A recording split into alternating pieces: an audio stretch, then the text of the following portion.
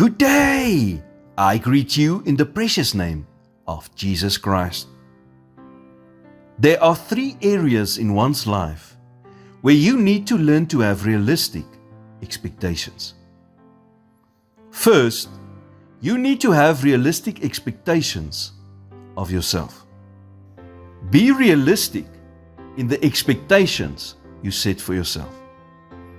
Many times, we feel that we should be able to do what others do, at the level that they do it.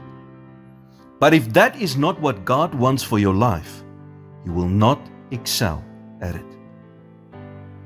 Remember the word says in Philippians 2 verse 30, "For it is God who works in you to will and to act in order to fulfill His good purpose." It is God who makes us willing and able to carry out His will. So you don't have to prove anything to anyone. Just obey God and allow Him to bring you where you need to be.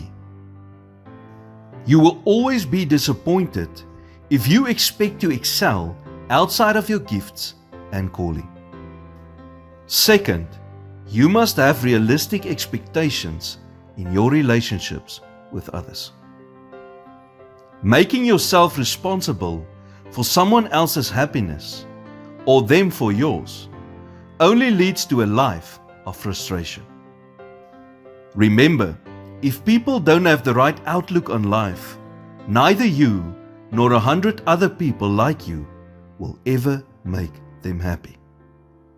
Third, you must have realistic expectations about life. Jesus says in John 16 verse 33, "I have told you these things, so that in me you may have peace.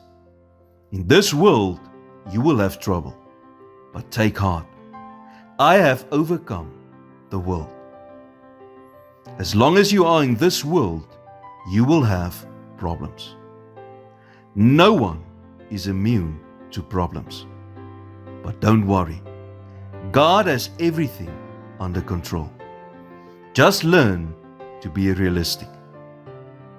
You will always have to deal with unpleasant situations, problems, and difficult people.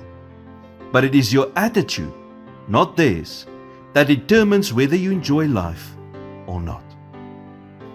Lord, I come before you today and lay my unrealistic expectations and desire to control everything before you. Forgive me when I become frustrated or discouraged because reality does not match the picture I have in my mind. Teach me to be grateful for where I am now and to trust you with what lies ahead. In Jesus' name I pray. Amen.